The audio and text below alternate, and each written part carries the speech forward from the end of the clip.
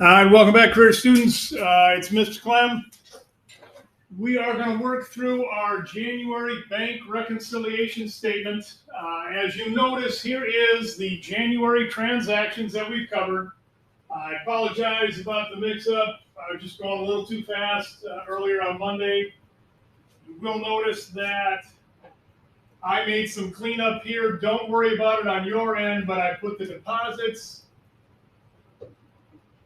here and I put the payments there, just so it looks right, and you can always use this to review your ideas. Don't worry about changing yours. Just make sure when we move on to the next month of February, do it the proper way, which is our money coming out of that column and our money coming in that column. As I say, it's poor grammar, but you know what you know, right? You know about the deposit on January 3rd. You know about check 101. You know about check 102. You know about everything here on this top half. What you don't know is what the bank knows. So if we scroll down to the bottom, here is what the bank knows. The bank knows about a couple of transactions here. The bank knows about a couple of transactions here. We dealt with one of them yesterday. We dealt with the service charge. So once we found out that the bank was going to charge us or take $5 away from us, we went ahead and recorded the service charge. Because we know the bank knows about it, we're going to put an X right there saying the bank knows about that transaction. Well, they know because they told us. Now what we have to do is we go one by one, and we need to compare our point of view to what the bank's point of view is. The bank thinks we have $440.99. We now think we have $345.24. Those two numbers don't add up, right? 3, 4, 5, 24. Those numbers are not the same. We need to find out why. So we start from our point of view because, again, we know what we know. We know that we did a $717.20 deposit. We look down on the bottom, and sure enough, there is that $717.20 deposit right here. So I'm going to cross it off from the bank's point of view. Now I'm going to go up here and say, I've seen that transaction. The bank knows about it. The bank knows about it. That's what that middle column is. That's what that check mark or the X represents. I know that check 101 cleared, or I think check 101 happened, right? I wrote check 101 back on January 8th. I come back down here and I go look for check 101. And I see check 101 and I see it for the right amount, but the date is off. Well, again, that makes sense. We explained how you write the check. You give the check to whoever it is belonging to, in this case, National Electric Company, and they bring it to their bank. Once they bring it to their bank then sends it to the Fed Reserve. The Fed Reserve then sends it to your bank, then it's subtracted out of your account. Stuff that's been a while ago, stuff that happened a while ago is probably going to make it all the way to your bank, because nowadays they just scan it and electronically send it in an email. So we knew that check 101 happened. We knew that it happened for $35.24. Don't get hung up that the day that the bank knows about it is not the day you wrote it. It's very unlikely that they're going to be the same, at least on a check. So I come back to check 101 and I say, yep, that happened. I go look for check 102, Reader Service Inc. for $24. Don't worry about the date. I don't see check 102. I don't know what happened. I wrote it, I know about it, but the bank doesn't. Well, I'm going to circle that one up right there and say that's O for outstanding because I don't not, yay, outstanding, but no, outstanding, I made that payment, but the bank doesn't know about it yet. Debit card ones are almost always going to happen because they're pretty quick and it's an electronic linking up with the bank before you can even spend the money. So we know about a debit card on the 15th to Ticket Forum. Well, here's a debit card on the 15th from Ticket Forum. So we know about that one. Mark it off the list. We know about check 103 for $41.80. We see check 103 for $41.80. Again, don't worry about the date necessarily, or don't worry that the date is maybe 1 or 2 days older, right? We wrote that check on January 15th. It took them 4 days to cash, right? Not the end of the world. So we know the check 103 cleared the bank. That's the term we use, clearing the bank. We've got debit card for $120 to Hilltop. Yep, that cleared the bank. So go up here and mark and say that cleared the bank. Debit card for Seasons Unlimited for $33.93. Seasons Unlimited, $33.93. Mark off that the bank knows it. Come up here and mark off saying you know. You'll notice the rest of our transactions are towards the end of the month, so that's where the likelihood of them being outstanding or not making it through the check clearing process happens. We've got check 104 for $300, but I come down here to the bank's point of view and they don't know about it yet.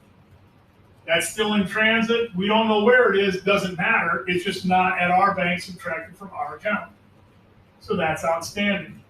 The deposit for $692. We go down here and look and we don't see it. Right? It's not under my checks and deposits. So that one is outstanding. And in turn, the check we wrote on the last day of the month, which again, 1/31 is the day we actually got our bank statement. Not shockingly, that check is outstanding as well. So we adjusted our point of view for our $5 service charge. Our new adjusted point of view here, again, $345.24. Now let's go adjust the bank's point of view. The bank thinks we have $440.99 right there. 440.99. Ending balance on statement. Well, that's that number right there. Deposits not shown in statement. Are there any deposits that we've made that the bank doesn't know about? That one right there, our $692 deposit isn't there. 69237. Now we could have 2 or 3 or 4 different deposits. We only have one of them. Go ahead and total it up right there, 69237. And again, all we're doing is just reading the instruction. Add item 1, that number, to item 2, that number.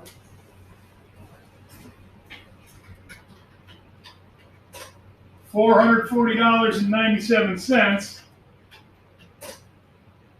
plus $692.37 is 1133.36. Right in a different color, 1133.36. We're like, well, we're even farther off than before, Mr. Clem. We were at least close between $440 and $345. We're now $1,100. Yes, you are. But are there some payments that you have made that the bank doesn't know about? Well, yeah, we got this $24 check there. We got this $300 check there. We got that $450 check there. Now let's go adjust the bank's point of view for payments we know we made, but the bank hasn't got there.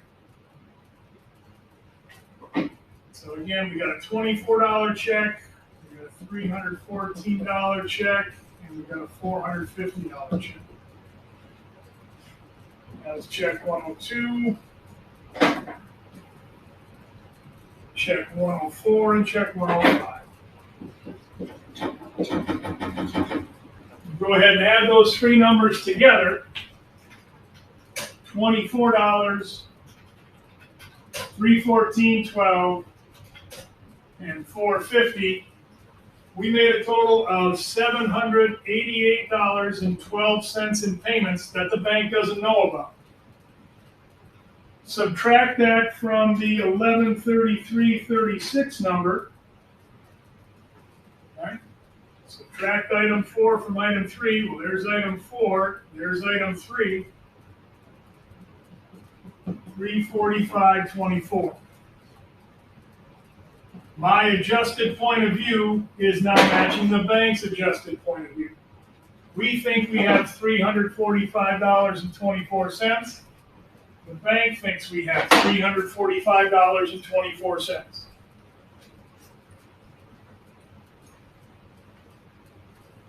Now that we've adjusted that point of view, go ahead and move to the next month. And logically, if I ended the month of January with a number, that's my beginning balance in February. I scroll up and start looking at my February transactions. It says that I now have the ability to do online banking, so I probably do OL for an online banking transaction, and my first one, February 1, do an online payment for $108. Again, there's no check to necessarily do. So we come back to our check register and say on February 1, we've got an online transaction for $108 minus 108. And we go ahead and recalculate our balance.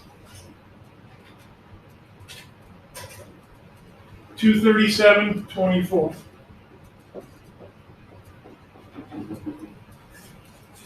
Let's go look and see what that payment was supposed to be for, according to this internet connection. So we're looking at internet service.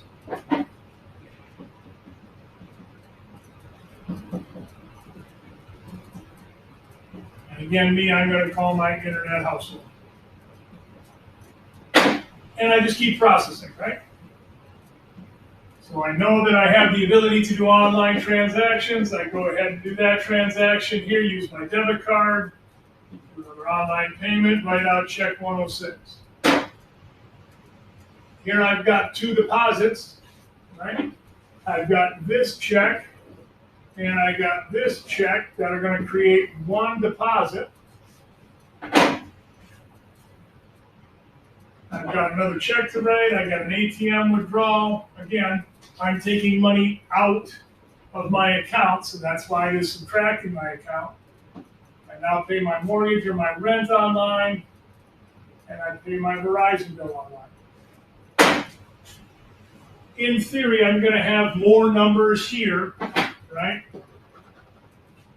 But when I get done, I'm still going to have to do my bank reconciliation. You'll notice that you're going to have a couple of transactions that show up in early February, but this was a January transaction. So was that deposit there. So was that payment there, right? This happened in January.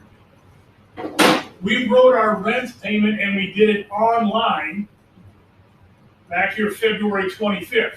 There's no way that this check and that online payment are the same thing. So the dates do matter a little bit, but if it's a day or two off, we're not really sweating that.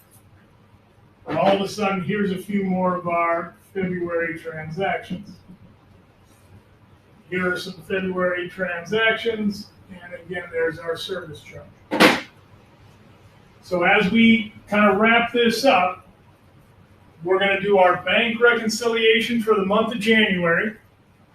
We're then going to go ahead and journalize all of our February transactions. And then we're going to go ahead and do our bank reconciliation from February. I think that should be something that you can complete in Tuesday's class. And if you're done, then you're going to go ahead and move forward to the next month. If you have questions, go ahead and shoot me an email. If not, we'll cover that on Thursday.